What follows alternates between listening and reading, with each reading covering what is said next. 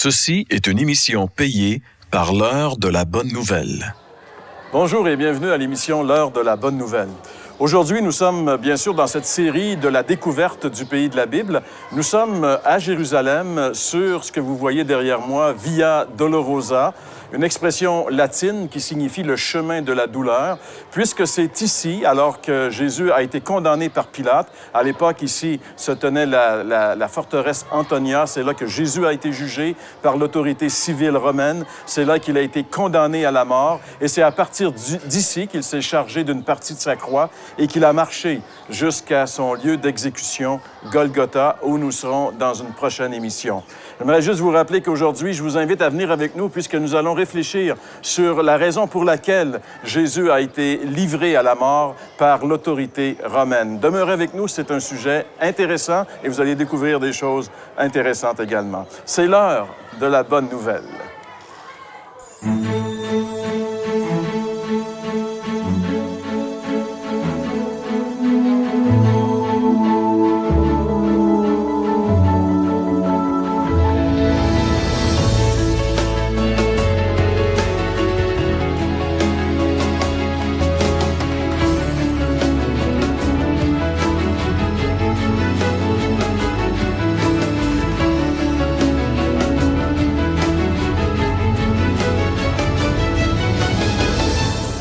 Nous sommes maintenant dans un endroit très significatif de cette vieille ville de Jérusalem.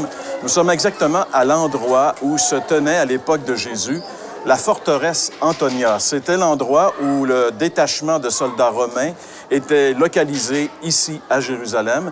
Maintenant, si vous regardez derrière, vous voyez que ça ressemble à tout, mais sauf à une forteresse. Mais à l'époque, c'était là, évidemment, ça fait 2000 ans, ça a été détruit, reconstruit. Et il y a encore un endroit qui est traditionnellement important pour nous. Vous voyez derrière cette arche avec les deux fenêtres au-dessus. Eh bien, ce serait vraiment l'endroit, selon la tradition, où Jésus aurait été présenté à la foule, cette foule qui voulait absolument la peau de Jésus, qui a réclamé à Pilate, étant animé par les dirigeants religieux, « Crucifie-le ».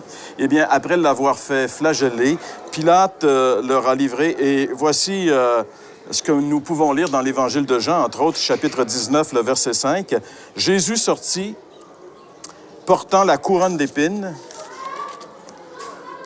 et le manteau de couleur pourpre.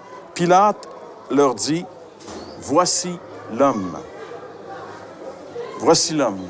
C'est, selon la tradition, selon l'histoire, ce serait derrière, juste là, que Pilate aurait livré Jésus à la foule afin qu'il soit crucifié. Et à partir de ce moment-là, Jésus va être revêtu d'une partie de cette croix et il va devoir marcher jusqu'à son lieu d'exécution où nous serons un petit peu plus tard dans cette émission.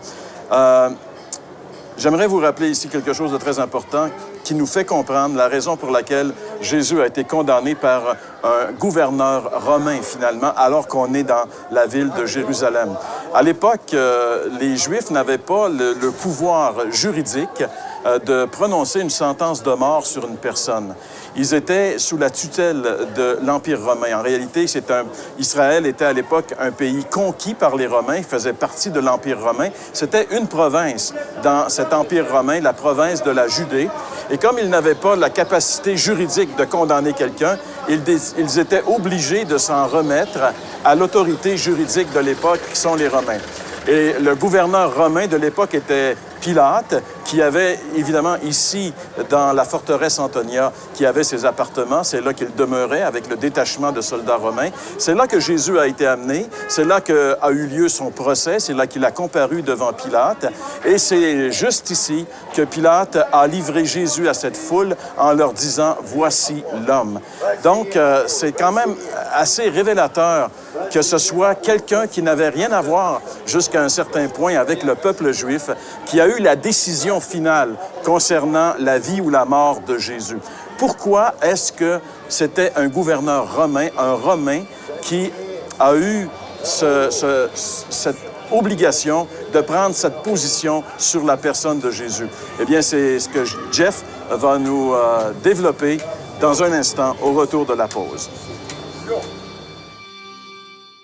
Vous avez des questions ou des commentaires sur ce que vous venez d'entendre?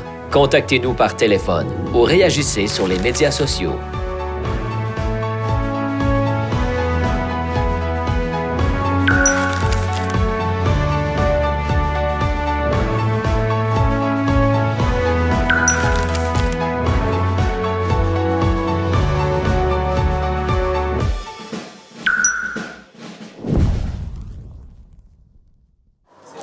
Comme Jean-Pierre nous l'a expliqué, Jésus a été jugé, livré à la foule, puis on a dit « voici l'homme ». Maintenant, la question qu'il faut se poser, quelle est l'autorité que Pilate pouvait avoir sur la destinée d'Israël, sur la destinée de Jésus-Christ lui-même, ou encore une fois, un Caïphe. Caïphe, c'était le sacrificateur, le souverain sacrificateur de l'époque, avec Anne. C'était, à l'époque, c'est un peu particulier, là. Mais néanmoins, ces deux personnages, un représente l'autorité en Israël, l'autre représente l'autorité romaine. Il y a un troisième personnage aussi que tout le monde connaît, Hérode. Maintenant, quand Jésus est amené devant Pilate ou devant Caïphe, il va répondre aux questions. Quand il va arriver devant Hérode, il ne répond pas à ces questions. La question est simple. Hérode, Jésus ne lui reconnaît aucun pouvoir. Parce qu'Hérode veut être le roi des Juifs. Mais on sait que selon ce que la promesse de Dieu était, Israël devait avoir un seul roi. Il devait être de la lignée de David. Et Hérode n'était pas de la lignée de David. Donc, le point que je veux ramener ici, qui est important, même dans nos vies, c'est que l'autorité, c'est quelque chose que Dieu délègue. Il y a une autorité légitime, puis il y a une autorité illégitime. Notre demande devant Dieu, vous avez sûrement lu ça dans les Écritures, il dit « Soyez soumis aux autorités ». Soyez soumis en toutes choses aux autorités. Est-ce que ça veut dire que je dois obéir en toutes choses aux autorités? Il y a une différence entre être soumis et puis d'obéir. Ça, c'est vraiment important. On va laisser passer le tracteur. Ça sera pas long. On regarde ça, c'est très bon. Donc, on est dans la vraie vie. Et puis, finalement, Hérode, qui a usurpé l'autorité, n'est pas une autorité légitime. Donc, Jésus, finalement, répond à Pilate. Pourquoi Pilate? Parce que, finalement, l'Israël est encore livré aux autorités, aux nations. Ils ne sont pas vraiment de retour dans leur pays. Même s'il y a eu le retour vers le pays, dans ce pays, ils ne s'appartiennent pas encore. Et nous, aujourd'hui, c'est un peu la même chose. On vit finalement sous des autorités, soit légitimes ou illégitimes. Nous, c'est la même chose aujourd'hui. Je le dis pour la simple raison que quand on annonce l'Évangile, puis je ne sais pas jusqu'à où va notre message. C'est sûr qu'au Québec, il n'y a pas encore de problème, mais ailleurs, on peut avoir des problèmes. Si vous nous écoutez par Internet, vous avez peut-être des problèmes. Peut-être vos autorités dans vos pays vous défendent de vous tourner vers Jésus-Christ. Et peut-être même les autorités ailleurs, éventuellement, vont faire de la pression. Néanmoins, une autorité est déléguée de Dieu. Si elle est déléguée de Dieu, c'est pour, au fond, nous faire garder la volonté de Dieu. Si une autorité va au-delà de son mandat, alors votre obéissance, qui est toujours conditionnelle, doit finalement être réfléchie. Est-ce que vous allez le faire ou non? Est-ce que croire au Seigneur Jésus-Christ aujourd'hui, dans certains pays, vous avez la liberté de le faire. Chez nous, au Québec, on a la liberté de le faire. Ailleurs, c'est un autre problème. Est-ce que je dois obéir parce que c'est des autorités? Pas nécessairement. Je dois être soumis, mais pas obéir. Et c'est vraiment pas pareil. Jésus était soumis, mais il n'a pas nécessairement obéi. Les apôtres étaient soumis, mais ils n'ont pas nécessairement obéi. Nous, aujourd'hui, est-ce que vous allez vous soumettre aux autorités? Oui. Est-ce que vous allez obéir, par contre, à la masse, à la pression de vos pères? Là, c'est une autre histoire. Le Seigneur Jésus-Christ demande qu'on puisse se tourner vers lui pour lui faire confiance. Comme lui, lorsqu'il a été jugé par les autorités de son époque, légitime et illégitime, il a continué à garder le cap sur la volonté de son Père, continuellement. Que ce soit devant un Romain, que ce soit devant, finalement, l'autorité religieuse de son époque, qui était corrompue. L'autorité religieuse de son époque était complètement corrompue. Le Seigneur leur reconnaît néanmoins le mandat. Même si ceux qui exercent ce mandat sont vraiment plus représentatifs, ils représentent néanmoins l'autorité de Dieu. S'ils vont hors mandat, vous n'avez pas besoin d'obéir. S'ils sont dans leur mandat et c'est dans la volonté de Dieu, alors là, vous devez obéir. Nous, aujourd'hui, on a un choix à faire. Dieu nous commande de se tourner vers lui. Mais peut-être que vous vivez dans une société qui dit non. Ou peut-être que vous vivez dans une esthétique de société, une culture qui va se moquer de vous si vous vous tournez vers le Seigneur Jésus-Christ. Il y a toutes sortes de manières de faire de la pression. Qu'est-ce que vous allez faire? Votre obéissance, vous allez en être totalement responsable. Vous ne pourrez jamais vous décharger de votre responsabilité des décisions que vous avez prises dans votre vie, au nom de la soumission, au nom de peu importe. Le Seigneur Dieu nous appelle. Jésus-Christ ici a été jusqu'au bout pour nous. Il a subi notre jugement. Il a été au fond déclaré coupable de nos péchés. Pas des siens, il n'y en avait pas. Si je passe à côté de cette offre, je suis pas sûr qu'on va finalement s'en tirer à bon compte. Soyons honnêtes, il y a une pression. Pourquoi les gens ne veulent pas que Dieu existe? C'est pas parce qu'on a des preuves que Dieu n'existe pas. C'est parce que c'est un petit peu dérangeant que Dieu existe. Mais le dérangement qui est honnête, en passant, c'est honnête, c'est vrai, c'est dérangeant que Dieu existe. Mais c'est Jésus-Christ qui nous délivre du côté dérangeant que Dieu existe. Parce qu'on sait dans notre conscience qu'on n'a pas rencontré les standards. On ne peut pas se rendre au temple. On ne peut pas rentrer dans la présence de ce Dieu saint et pur. On n'est pas fou. On réalise bien finalement qu'on n'a pas la capacité, on n'a pas la pureté qu'il faut. T'sais, si vous êtes moindrement honnête avec vous-même, vous savez très bien, le seul qui était capable de faire face au jugement sans se sentir aucunement coupable, c'est Jésus-Christ. En dehors de lui, personne. Honnêtement, personne. Mais bonne nouvelle, très bonne nouvelle. Il a pris nos péchés et maintenant il nous dit, écoute, je t'appelle à une nouvelle décision. Devant les autorités conquérantes de ce monde, à qui mon Père a donné un pouvoir, devant les autorités religieuses de ce monde, à qui mon Père a délégué son autorité, qui ont tous les deux n'ont pas été représentatives du cœur de Dieu du tout. Néanmoins, vous et moi aujourd'hui, qu'est-ce qu'on va faire de la liberté qui nous reste? Se tourner vers Jésus-Christ pour être sauvé ou de continuer finalement à vivre une vie sous la pression du groupe? Honnêtement, là, le groupe ne sera pas là quand vous allez être dans le vrai trouble. Vos vrais amis, là, il n'y en aura pas beaucoup dans votre vie. Puis le véritable ami fidèle sur lequel on peut compter, c'est celui qui était jusqu'au bout, devant un Pilate, devant les autorités religieuses de son époque. Pour nous. Pour nous. Donc maintenant, qui on est, nous? Voilà. Fait que je vous laisse avec ça. François va vous dire maintenant, si vous avez vraiment un fardeau en disant, OK, comment je fais pour répondre au Seigneur? Faut-tu que j'aille à une place? Faut-tu que j'aille à l'église? Je fais quoi pour être sauvé? Je vous laisse avec François. Vous avez des questions ou des commentaires sur ce que vous venez d'entendre? Contactez-nous par téléphone ou réagissez sur les médias sociaux.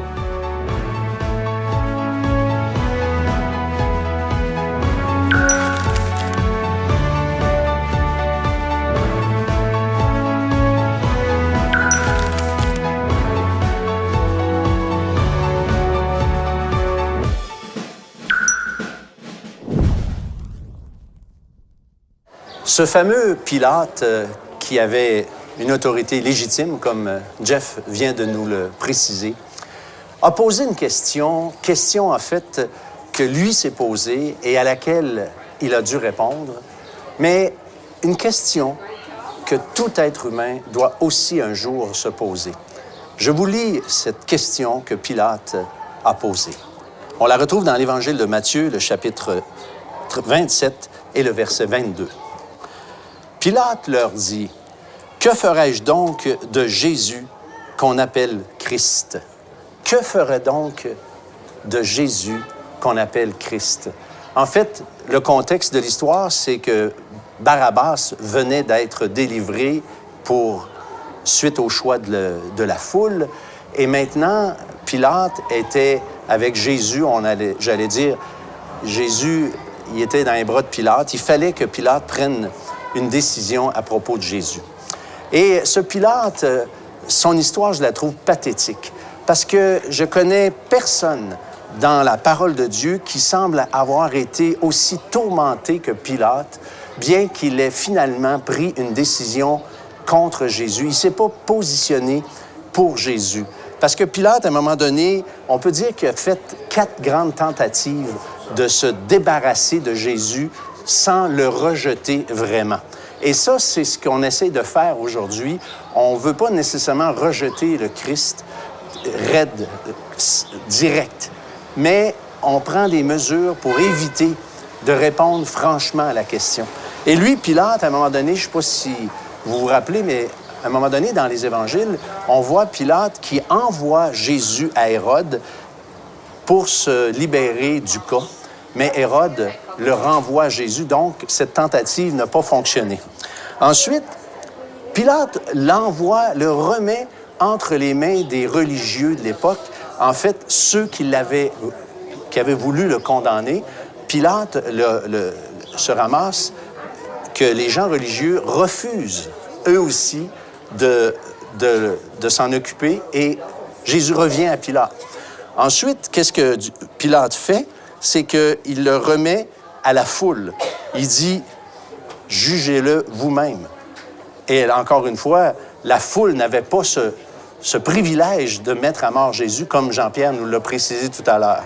Et finalement, geste ultime, probablement le plus connu, c'est Pilate, après avoir été pris de condamner Jésus pour satisfaire la foule, tout en sachant très bien que Jésus était innocent, se lave les mains littéralement, d'où l'expression aujourd'hui « s'en laver les mains ».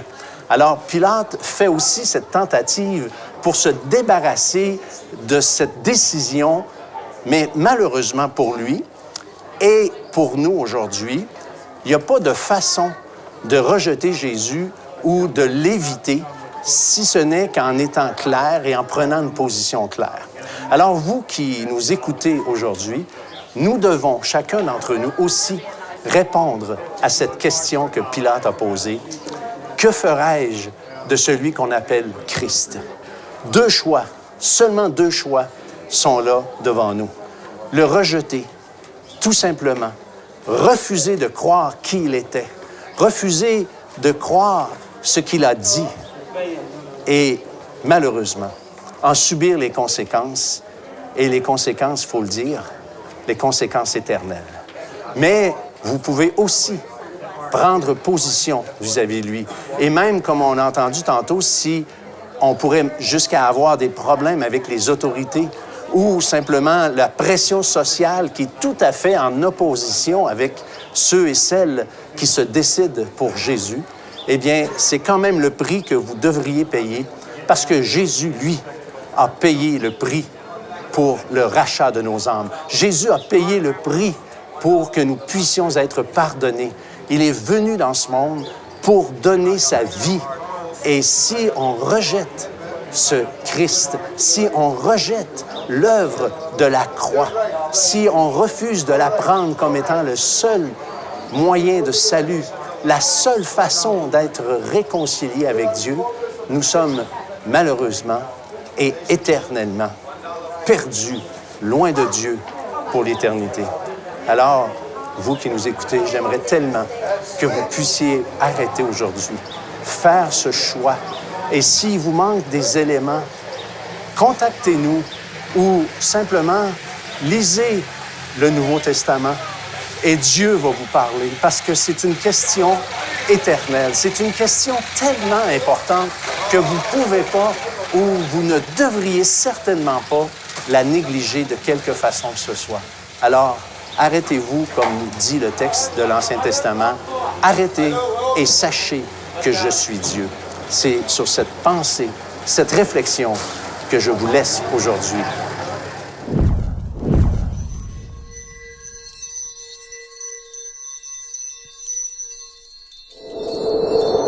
Je m'appelle Olivier Albert. Je suis le plus jeune d'une famille de 3 enfants. Et puis, nous, nos valeurs dans la famille, c'est l'amour, le respect, l'entraide. J'ai une enfance super comblée, vraiment heureuse, épanouie.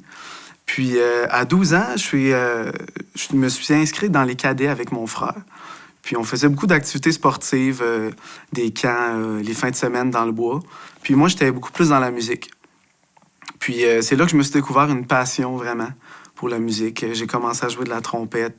Je faisais des camps d'été. J'étais impliqué. Je gagnais toutes sortes de trophées. Puis j'aimais ça, là. Tu sais, c'était vraiment une passion pour moi. Puis j'ai découvert que j'aimais aussi le côté militaire à travers tout ça. Donc, à l'âge de 17 ans, je me suis enrôlé comme musicien dans les Forces canadiennes. J'étais réserviste là, à la Marine à Québec. Puis, à l'été 2008, j'ai fait mon cours de recrue, ma qualification militaire de base. J'ai réalisé que finalement, c'était pas fait pour moi. En revenant de cet été-là, j'avais plus d'énergie, j'étais fatigué, j'étais pas heureux dans l'armée, j'étais pas heureux comme musicien avec tout ça, puis le contexte. Ça venait trop me chercher, je faisais de l'anxiété, j'étais stressé, j'avais de la difficulté à dormir. Puis j'en suis venu à l'évidence que je devais partir, puis que c'était pas ma place. J'ai été marcher sur le bord du fleuve, puis j'ai prié. Pour moi, Dieu, ça a toujours été un Dieu dépanneur. Puis je l'ai prié quand ça allait pas bien ou des choses comme ça. Puis là, je lui ai dit, écoute, Seigneur, si tu existes, là, montre-toi à moi parce que là, j'en ai trop sur les épaules, puis je veux vraiment passer à autre chose, là. Fait que ça a resté comme ça. Puis dans l'espace d'1 an, Dieu s'est révélé à moi avec plusieurs événements. J'ai repris contact avec un ami avec lequel j'avais étudié. On commençait à se voir de plus en plus. On faisait des activités, on faisait du sport ensemble. Puis un soir, je reçois une invitation de lui pour aller à son mariage. Fait que là, j'accepte. Puis j'ai vu quelque chose là-bas de différent. J'ai vu que ce gars-là, il avait la foi, qu'il croyait en Jésus, puis que vraiment, il était pas... Il se prenait pas pour quelqu'un d'autre, puis il était vraiment authentique. Je voyais qu'il était calme, il a toujours été gentil, patient, généreux de son temps.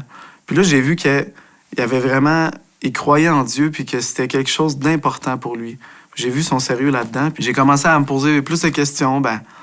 Moi, Dieu, t'existes-tu? Puis ça m'a amené à finalement me rapprocher de lui. Je le cherchais, puis j'essayais, tu sais. Un soir, je reçois un appel, puis on m'invite chez lui, chez ses parents. Puis là, je suis resté un petit peu plus tard en soirée pour lui parler seul à seul. Puis là, il me demande, Olivier, comment ça va, toi? Là, je me mets à pleurer parce que j'étais plus capable, puis je voulais en parler à quelqu'un. Puis je lui raconte que j'avais tellement mis tous mes efforts, toute mon énergie là-dedans, dans ce projet-là, dans la musique, dans l'armée, puis que finalement, c'était même pas ça qui me rendait heureux. Je pensais tellement que ça allait être ça. J'ai dit, regarde, je suis démoli, je sais même pas qui je suis, là. Je me définissais tellement par ça. Puis là, j'avais tout perdu ça. Puis il m'a dit, écoute, Olivier, si t'es pas heureux, c'est parce que t'es séparé de Dieu. Puis là, sa mère, elle va chercher sa Bible. Elle a mis un verset. Ça disait, car tous ont péché et sont privés de la gloire de Dieu. Et je me dis, waouh, c'est une bonne nouvelle, c'est encourageant.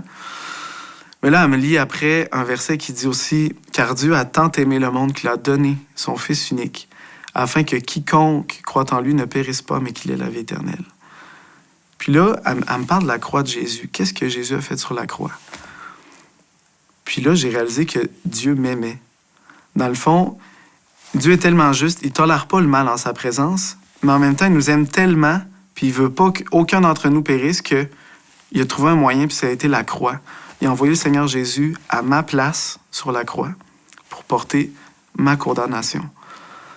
Et là, j'ai tout parlé. Je leur ai vraiment parlé de mon histoire, puis j'avais un fardeau. Ce fardeau-là, ce deuil-là que je devais faire.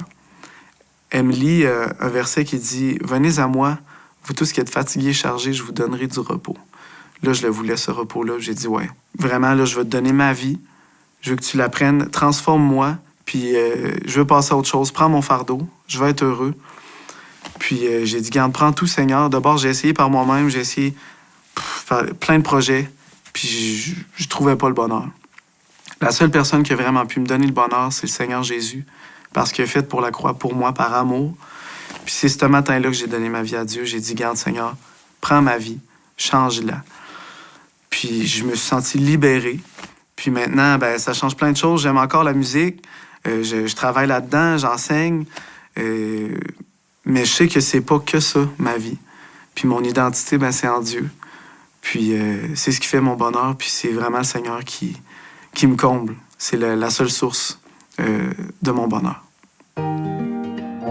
L'heure de la bonne nouvelle vous invite à participer à l'un des nombreux déjeuners de l'espoir. Ces déjeuners ont lieu dans plusieurs restaurants réputés de la province et vous sont offerts gratuitement. Pour connaître les détails concernant l'endroit, la date et l'heure pour votre région, composez le numéro sans frais 1-866-509-1319. Vous pouvez également consulter le site web www.déjeuner.org. La série complète sera disponible sur DVD dès la fin de la saison.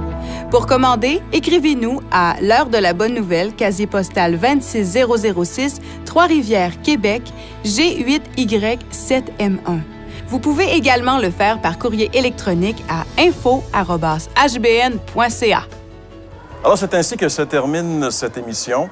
Nous espérons que vous découvrez des choses à travers ce périple que nous avons le plaisir de faire en Israël. Aujourd'hui, nous avons réfléchi sur un sujet très important, sur le rejet de Jésus, en fait, sa condamnation, sa mise à mort. Lorsqu'on se débarrasse d'un individu comme Jésus, c'est sûr qu'il était dérangeant et qu'il remettait en question non seulement les gens religieux, mais il remettait en question chaque personne, parce que la personne même de Jésus nous remet en question. Qu'est-ce que nous allons faire de lui? François nous a expliqué que Pilate avait été pris avec ce sujet brûlant de Jésus. Il devait prendre une décision en ce qui le concerne, et ça n'a pas été facile pour lui. Il ne savait pas trop quoi faire, parce que quand on voit Pilate discuter avec Jésus, on a vraiment l'impression que lui, il croit à ce que Jésus lui dit. On a l'impression qu'il le prend au sérieux et qu'il sait très bien, parce qu'il le dit lui-même, que c'est par jalousie que les chefs religieux de la nation juive l'ont livré à lui. Et à 3 reprises, il va dire « Je ne trouve rien de répréhensible en lui ». Et pourtant, il va le condamner à la mort. Il est en train de réfléchir, il essaie de trouver une issue. Il l'envoie à Hérode, croyant que, bon, il vient de la Galilée, on va l'envoyer à Hérode, on va régler le problème. Mais non, Jésus revient, il se retrouve encore avec, et il ne sait pas trop quoi faire avec.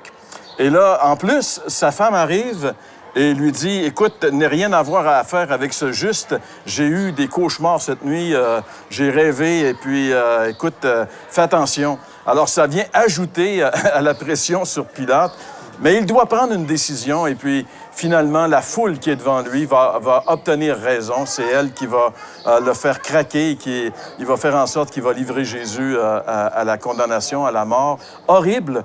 La Bible nous dit qu'avant de le livrer à la crucifixion, il l'envoie à la flagellation, ce qui était un châtiment horrible. Même, il y a certains candidats qui mouraient à ce stade-là. Alors, Pilate l'envoie là, et puis finalement, va l'affubler de cette partie de la croix, et Jésus, avec cette partie sur ses épaules, ce morceau de bois sur ses épaules, va marcher jusqu'à son lieu d'exécution.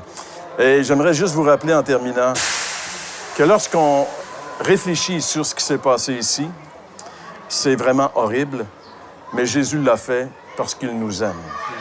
Il a accepté d'être méprisé, d'être rejeté parce qu'il nous aime.